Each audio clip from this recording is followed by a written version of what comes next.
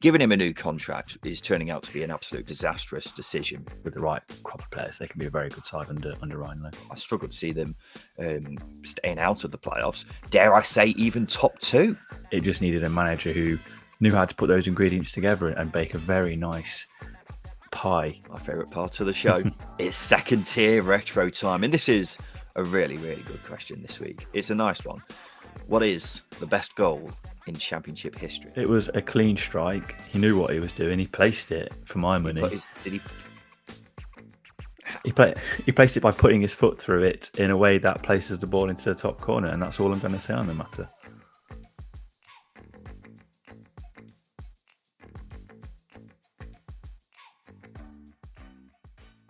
Hang on a second.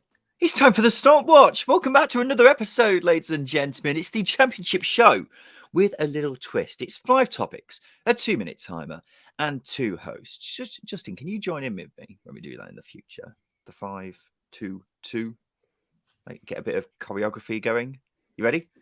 5 topics, 2-minute timer, 2 hosts. We're Ryan and Justin from the Second Tier podcast. Let's get right into it, Justin. Let's start with what has been a busy week over at Preston, hasn't it? With Frankie McAvoy being sacked. Do you think that was justified? And also, Ryan Lowe, his replacement. Do you think it's a smart replacement?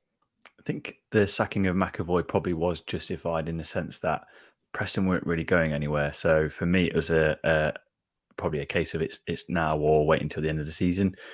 And why wait until the end of the season when there's a manager available who could possibly go to other clubs? Obviously, the Ipswich Dodge came up. That might have motivated Preston to move a little bit quicker.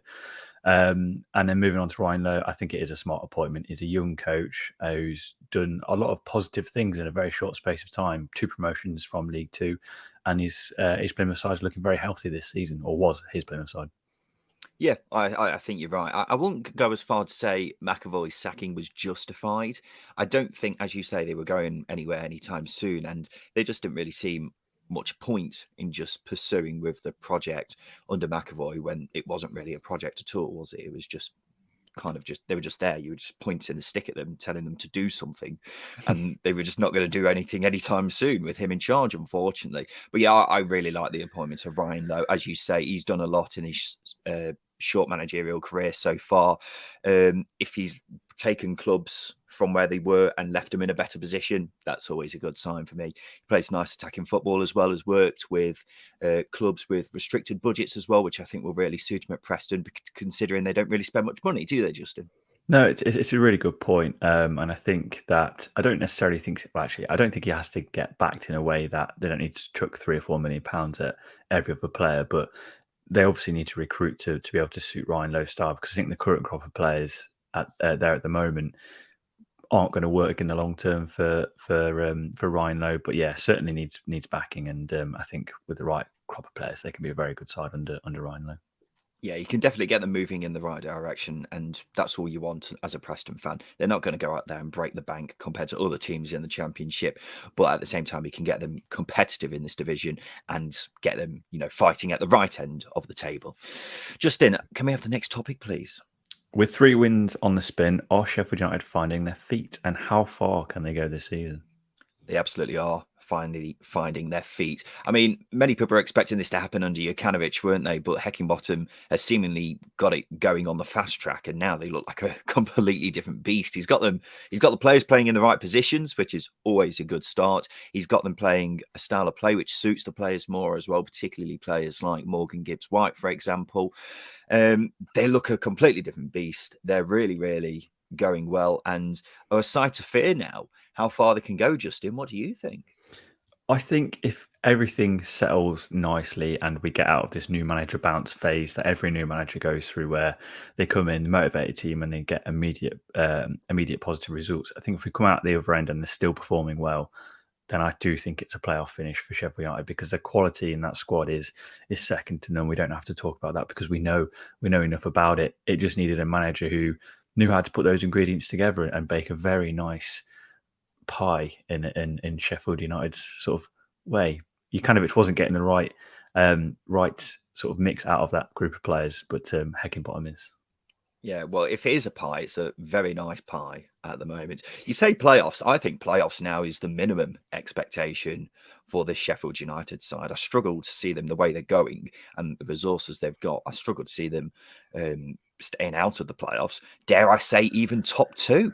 You remember Watford from last season? Watford were pretty average in the first half of the season and then were like a steam train in the second half of the season, weren't they? And I can definitely see similarities with the Sheffield United side. It's an experienced side, loads of players there who have had experience or promotions in the past, loads of talented players there as well, and the system's looking good as well. So I don't see any reason why Sheffield United won't necessarily be in the conversation for the top two. Maybe it just depends whether they've already lost too much ground on the likes of Fulham and Bournemouth, but they have been scuppering those two in recent times, haven't they, Justin? So I don't think it's necessarily out of the question. Justin, with Hull and Reading steadily on the rise, which side are you fearing may slip into the relegation battle over winter? It's an interesting one because the current bottom three I expect to go down based on the amount of ground they've got to make up and how poor they've been so far this season. They've clearly been the worst three teams in the league. Obviously, the obvious asterisk is with Derby, with the points deduction. They wouldn't be in the relegation zone without that. But I think if you're going to look at teams who might be looking over their shoulder come the end of winter, I would point the finger possibly towards Birmingham City. It's quite a surprise, but the injury problems they've had in defence, as well as the lack of efficiency going forwards, can really, make a team suffer. And Birmingham City sort of have fallen foul of that. So they're one team that I'd be fearing who could be looking over the shoulder come April. I can't see Birmingham being down there. I know they've been in the relegation battle for the past 5 seasons or something like that, but I think they're too good now. I think Lebo's got them going in the right direction, so I struggle to see them being involved. I mean, a club I was looking at would have been Preston, but now that they've got Ryan Lowe in charge, I think they may start climbing away from it. But I agree with you that I struggle to see anyone troubling the bottom three, really. The bottom three looks so far off it that I really struggle to see anyone else getting involved. If I'm going to really, grasp at anyone, I'm looking at someone like Bristol City, someone who we were expecting to be down there come the start of the season. And I've shown at times that they're a good side, but have slowly started to drop off again. And I think Nigel Pearson could find himself under a bit of pressure over the next few weeks or so. Would you agree with that? I think so. I think as well as the depth in the Bristol City squad as well, defence is looking threadbare in terms of quality, and obviously going forward, the striking options are only Nike Wells, Chris Martin, and Andreas Fireman, and Semenyo, who hasn't really been involved in the last sort of couple of months. So, yeah, they're definitely a team I'd look at who might struggle, because if they lose any of those players, it's going to get worse for them, surely. They're also a team who seem to be going in the wrong direction, while teams around them seem to be improving as well. So that's one thing that I'd hold against them too. Justin, can we have the next topic, please? We've already touched upon McAvoy's departure, but who do you think will be the next Championship boss to face the sack? I'll tell you who I think should be sacked, but won't be sacked, and that's Darren Ferguson at Peterborough. Giving him a new contract is turning out to be an absolute disastrous decision, because Peterborough are looking so far off it now. They've picked up 1 point since Darren Ferguson was given this new contract. They look even worse than they did at any point during this season so far. And I just can't get my head around the idea that they've gave him a new contract and he's now seemingly immune from getting sacked, despite them being so bang average. But I don't think he will be sacked because they've got this new contract. And plus, he's very highly thought of by the higher-ups at Peterborough. If I had to bet money on who I think would be the next boss to be sacked, I would probably look at Grant McCann. Despite Hull improving in recent times and they're getting more results on the board, there's still this talk about the takeover happening and how the owner, debatably, because it's a bit controversial about what he actually meant by it, but he was saying that he wants the club to be made up of Turkish people. Now, whether that means Grant McCann's job is going to be at risk when this takeover does happen or not is a bit up in the air at the moment. But I would definitely look at him and say, if I had to bet money on a manager to be sacked, I'd say Grant McCann, despite things improving at Hull. What do you think, Justin?